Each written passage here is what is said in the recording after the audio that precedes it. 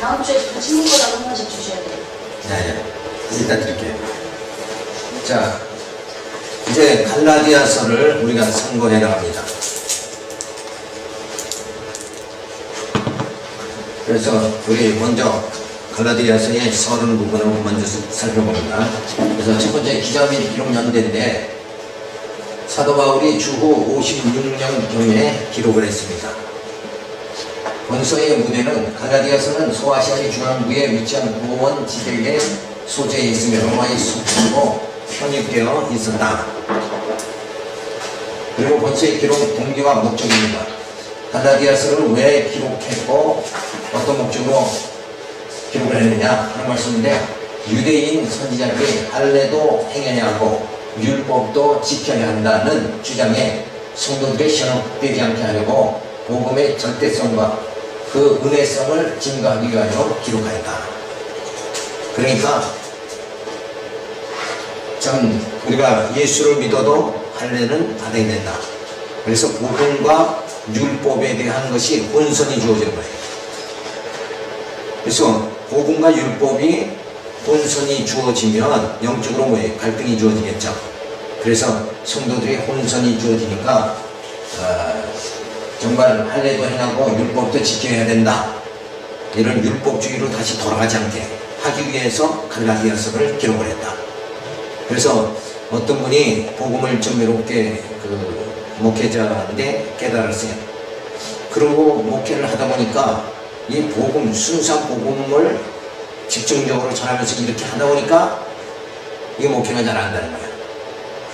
그러니까 다시 난 옛날 방식으로 돌아가야 되겠다. 그래 다시 돌아가 버리더라고. 자, 그래서 또 순복음식으로 또 나가버리고 만 거예요. 네? 근데 우리가 복음, 사도 바울이 복음으로 갈라디아 교회를 세웠잖아요. 근데 바울이 떠나니까 또 저들이 율법주의로, 유대주의로 다시 돌아가는 거예요. 그러니까 이렇게 다시 돌아가면 안 되죠. 네. 우리가 생명을 다해서 전해야 되는 게 뭔가? 예수의 복음 아니에요. 다시 모세를 쫓아갈 수는 없는 거 아니냐. 그러니까 모세의 율법을 쫓아가는 것이 아니라 예수의 복음을 끝까지 사수하고 전하고 그래야 된다. 그러니까 이 율법과 복음에 어떤 차이가 있는가, 어디에 더 생명이 있는가, 이걸 정확하게 모르니까 결국은 다시 율법으로 되돌아가 버리고 마는 거예요. 그러니까 인간은 뭔가 이 할례만 해도 뭔가 할례의 흔적이 남으면 그게 더 하나님의 그 약속의 자녀다는 것이 또 확실하게 되어지는 입증이 되는 것 같으니까. 그런데 아무리 겉으로 할례를 받아도 마음속으로 정말 예수의 복음을 바로 믿지 못한다 그러면, 예수를 바로 영접하고 그렇게 생활하지 못한다 그러면 결국은 구원에 이를 수가 없는 거예요. 그러니까 또 하나님께서 율법을 주시는 이유 자체가 뭐예요? 죄를 깨닫고 예수에게로 죄를 깨달았으니까 이제 나는 도저히 살 방법이 없다. 그러니까 이제 살아야 되겠다 하고 누구를 붙잡아요? 생명 대신 예수를 붙잡게 하는. 그래서 율법은 사도 바울이 말한 대로 뭐라 그래요?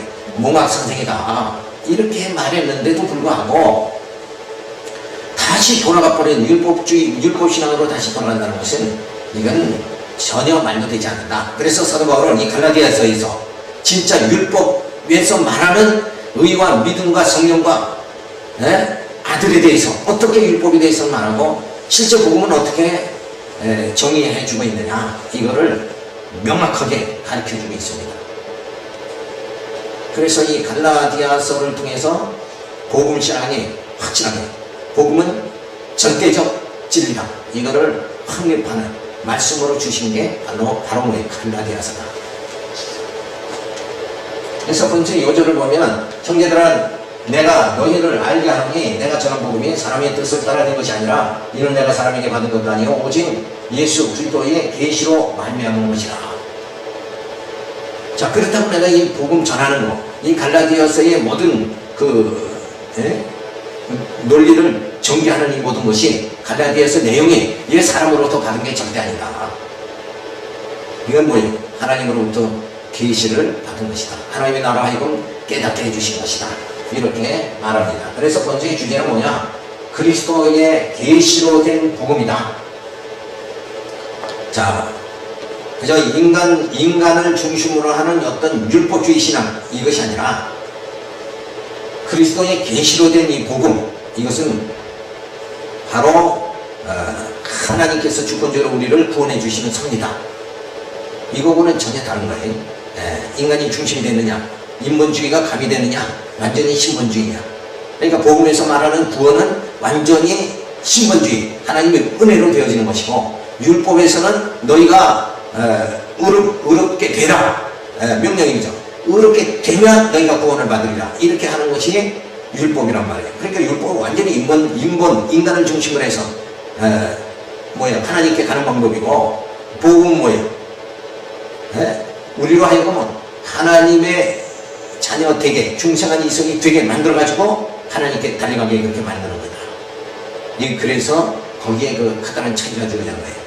그냥 이성이 하나님을 향하는 것이 아니라 우리는 뭐예요? 중생한 이성이 하나님을 향하게 그렇게 만드는 그 놀라운 차이가 바로 여기서 율법과 복음의 차이가 거기서 주어지는 거예요.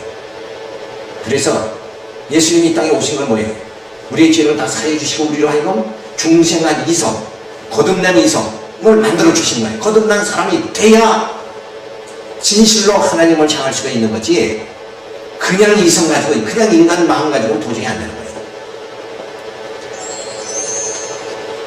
그래서 이 사도 바울이 예배에서 여기서 이 아시아 반도에 있는 갈라디아의 교회 성도들을 향해서 이 복음을 전합니다.